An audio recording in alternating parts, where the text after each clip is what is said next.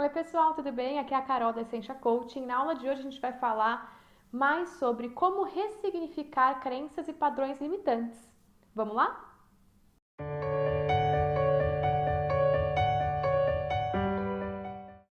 Oi, pessoal, na aula de hoje, como eu falei, a gente vai conversar sobre como ressignificar crenças e padrões limitantes. Na aula passada, a gente já falou sobre crenças, mas como eu acho que é um assunto que é muito mais profundo e é crucial na sua busca de propósito, eu decidi fazer mais uma aula falando sobre isso.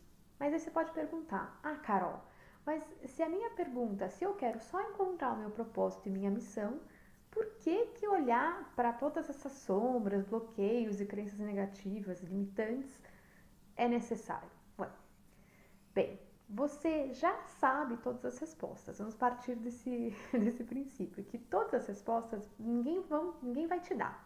Eu não vou te dar, o guru não vai te dar, o astrólogo não vai te dar. Todas as respostas que você já procura, elas estão dentro de você. O que acontece é que a gente coloca um monte de lixo e sujeira em cima dessas respostas. E esse lixo e essas sujeiras são as crenças, são aqueles padrões que a gente repete, mas não quer mais na nossa vida, são aqueles momentos bem desafiadores que aconteceram, que a gente às vezes não consegue deixar para trás, não consegue perdoar. E ao fazer esse processo de confronto com as sombras, porque não adianta você fugir das suas sombras, você tem que confrontar a sua sombra, senão ela vai ficar sempre ali, vai sempre estar sentada ali em cima da sua resposta e você não vai conseguir encontrar. Então, assim, o processo de encontrar com a sua sombra, identificá-la, conversar com ela e fazer as pazes com ela é crucial em qualquer processo de autoconhecimento. Em qualquer processo. Então, na aula de hoje, a gente vai falar mais sobre uma outra técnica. Na verdade, eu vou colocar a apostila aqui embaixo, por favor, façam um download da apostila dela de hoje. Mas que é um exercício que, quando eu fiz, me ajudou bastante. Então, vamos lá. Qual que é o exercício? Pegue uma folha de papel, uma folha de sulfite, uma A4, não sei, uma folha de caderno, uma folha só, tá? E eu queria que vocês primeiro escrevessem o seguinte, uma redação em que caiba sempre nessa página só, em uma página, não frente e verso, só a frente, uma redação com o tema Minha História, Minha Vida. Pensa que é como se você tivesse... Lembra quando a gente é criança e volta de férias e a professora fala assim, Joãozinho, escreva uma redação sobre como foram as suas férias. É basicamente isso, mas falando sobre a sua vida, tá? Colocar tudo em uma página já vai ajudar, você já vai começar a escolher o que efetivamente é importante. Você pode escrever com uma letra desse tamanho, mas mesmo assim não dá para escrever um livro em uma página, né? Então, o exercício de tentar colocar tudo em uma página é justamente para você já começar a selecionar que memórias e que histórias são importantes. A partir deste momento, eu queria que vocês escolhessem, pode fazer isso para mais de uma situação, tá? Mas vamos escolher uma situação que te marcou e te machucou, enfim, que foi muito desafiadora para você, que você sente que você ainda carrega. Às vezes é um termo de relacionamento, uma demissão, enfim, situações que às vezes machucam a gente. Escolha uma dessas situações, tá? Lembre-se dela. Depois responda 3 perguntas. Quem você era antes desse evento? Depois responda. Quem você teve que ser durante esse evento? E finalmente, quem que você se tornou após esse evento? Por que essas perguntas são perguntinhas chaves? Porque ao fazer essas perguntas, a gente não está só focado num problema.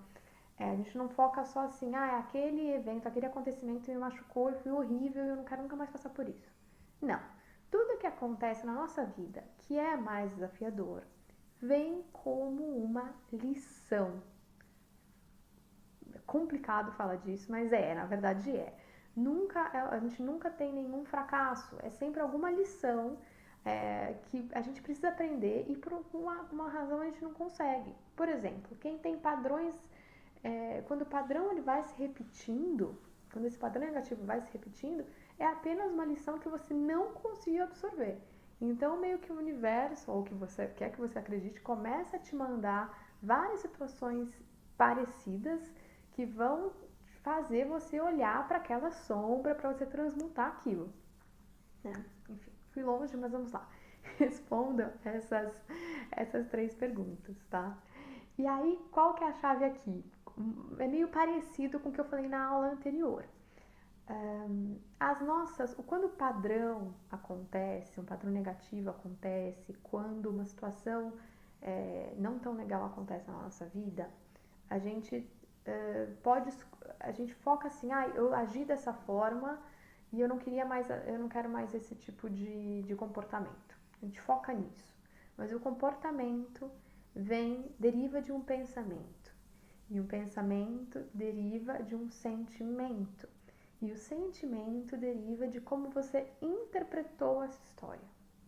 Então, essas perguntas, às vezes, principalmente a última, quem que você teve que se tornar depois desse evento, é uma perguntinha-chave, porque vai te mostrar se você vai responder como eu tive que me tornar uma pessoa mais forte, ou eu me tornei uma pessoa que eu me diminuí, enfim, e não consegui mais sair desse sentimento, desse sofrimento. Tá aí uma resposta-chave que você vai ter. E aí o que eu quero que vocês façam depois? Que vocês peguem esse evento, olhem, ressignifiquem por que ele aconteceu, o que lição que ele veio te ensinar, e para depois você reescrever essa história. Mas reescrever mesmo, gente, é pegar uma caneta, um papel e colocar no papel, porque isso ajuda muito o processo de sair do seu subconsciente e trazer para a mente consciente, tá? Então façam isso. Na aula que vem a gente já não vai falar mais disso, a gente vai falar mais de equilíbrio. Mas na verdade a gente vai falar sobre a tríade da vida, como a gente tem que manter o equilíbrio, porque as respostas só vão vir quando você está equilibrado. Mas eu acho muito importante falar bastante sobre esse confronto com as sombras, tá? Outras terapias, como eu falei também no outro vídeo, ajudam muito, Theta Healing, barras de Axis, constelações familiares, às vezes ajudam bastante também.